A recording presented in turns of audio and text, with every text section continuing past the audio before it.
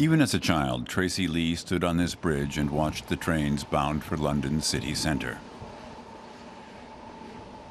All her life, she's lived on London's outskirts, in the borough of Dagenham. It used to be much nicer, cleaner and safer here, she says.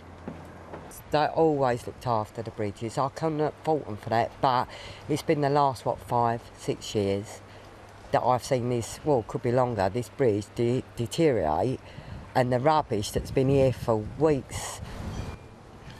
Like many regions, Dagenham's been hit by the government's austerity cuts. For many decades, car manufacturer Ford employed many in the area. Tracy's family worked in the industry too. Then, 10 years ago, production came almost to a complete halt. Now, many in Dagenham feel left behind. Not so much by Europe, but by their own politicians. And the Brexit vote was a welcome opportunity to vent this frustration. The government's only got themselves to blame why people voted out. Because if they'd been fair and not keep making all these changes and treating others better than others, then I think they all would have stood it, voted in, and that's how I feel as citizens of Britain. Tracy likes taking her grandson to the local museum, which tells the area's history.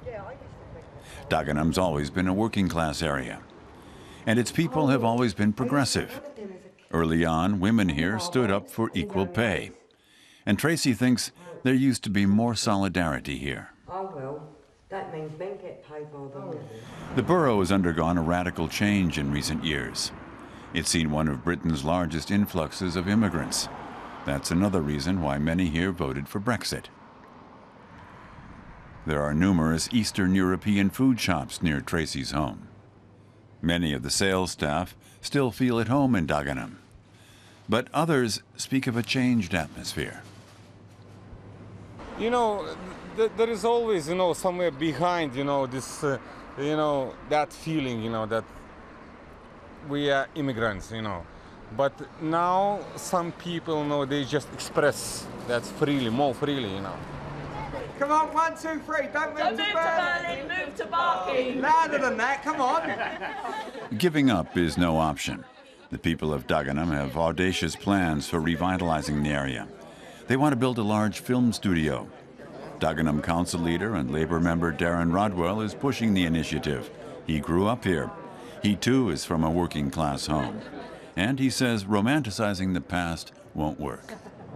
What I want to do is keep those people thinking outside the box, but keep them in the borough. And that's why we're now talking about films, not Fords.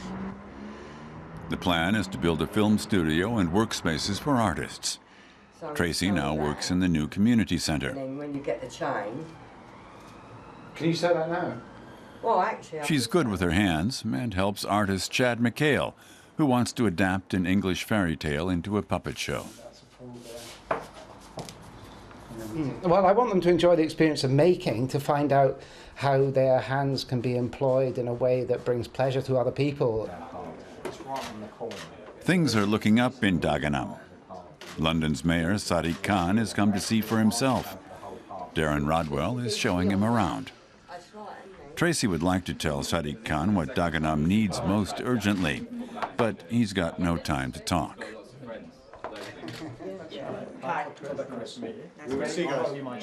A disappointment for Tracy and the others.